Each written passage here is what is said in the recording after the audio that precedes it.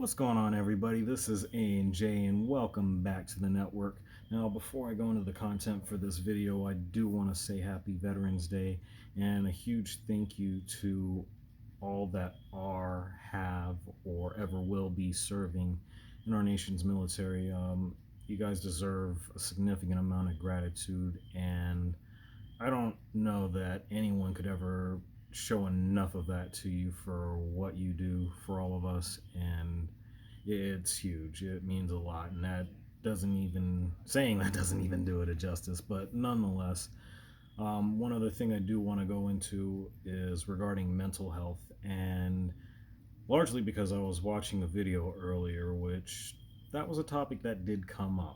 That being said, as someone who has dealt with a few mental health issues personally, I find it very important to point out if you or anyone you know has anything going on pertaining to mental health whatsoever, definitely seek out whatever help you can, any sort of attention that needs to be directed to it, because I can't put into words also how important it is to manage that as best as humanly possible.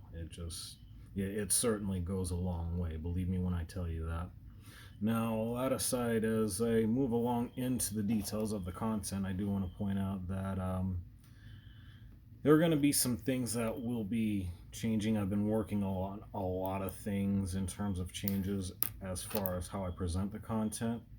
I'm hoping that somewhere along the way I'm actually able to get a couple of things going in terms of my laptop. I do have what I'm hoping is a better camera than this one. I'd like to think this one's actually pretty decent, but I'm just going to be trying a few things out, and hopefully those of you that are seeing it will be able to work with me, and if it's good, then great. I mean, we'll just figure it out all from there. Also, I am recording this. It is, again, Veterans Day evening, I guess, for lack of a better way of putting that.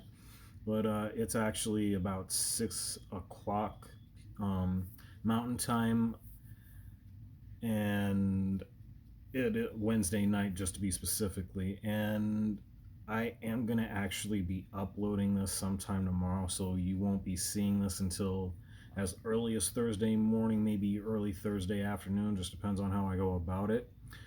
And that's going to be this as well as a couple of other videos, as many as a couple anyway, but nonetheless, I'm going to start doing more of the videos the day of and uploading the day of, and try to keep that trend going moving forward unless something else comes along. But that aside, we'll just get into the topic of the video, which is going to be the potential landing spots for Chris Paul. And it's really been interesting the last week or so as to all the speculation that's gone on.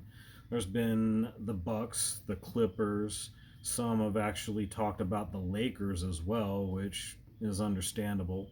One most interesting destination of sorts would happen to be here in Arizona with the Phoenix Suns. And largely because of how it has been discussed, and it actually is true, that they would be able to provide the pieces necessary for it to be a straight up trade.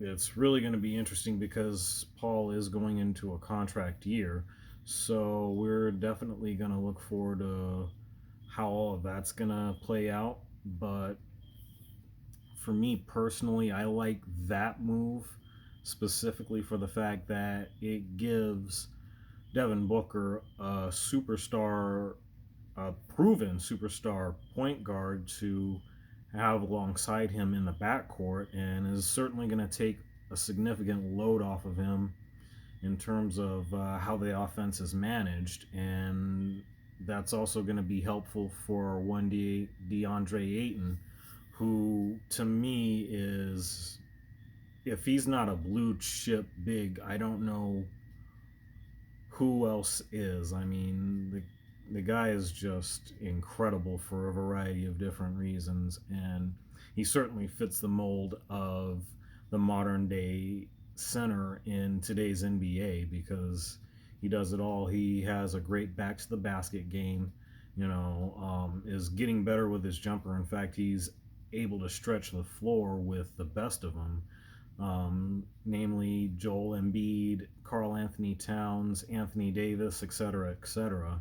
So to me, as long as the Suns are able to develop the uh, the core of their roster, I see them certainly being a contender in all of this.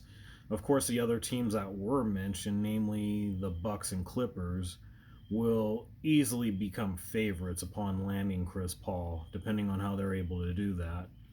And needless to say, if he were to go to the Lakers, I don't know that there's really too much of anybody that's going to beat the Lakers. Maybe KD, if he's even, I would say about 80% of himself. I mean, you know what you're going to get from Kyrie when he's all in, because I mean, he got Cleveland that game-winning shot in Game 7 back in 2016, and that in and of itself speaks for itself. I probably overuse that a little too much, but anyway, no, in all seriousness, I think the combination of Kyrie and KD is absolutely one of the most potent duos, not named LeBron and Anthony Davis, but then you factor in a Karis LeVert, who to me is definitely a superstar in the making, and with all the other pieces that they have there, Spencer Dinwiddie, Jared Allen, amongst others, I got to look at the Brooklyn Nets and say that if anyone's going to be contending for a spot out of the East, it's them, along with the likes of Milwaukee, Miami.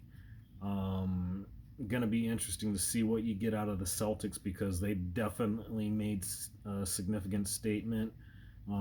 The Raptors, I feel like, are still going to be pretty interesting because of Nick Nurse as a head coach. I mean, the work he's done has also spoken for itself as well.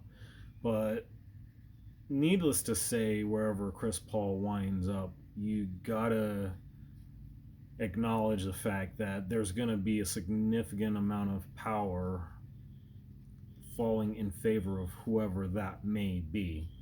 But with that being the case, definitely let me know what you guys think. If you enjoyed the content, definitely hit the thumbs up down below.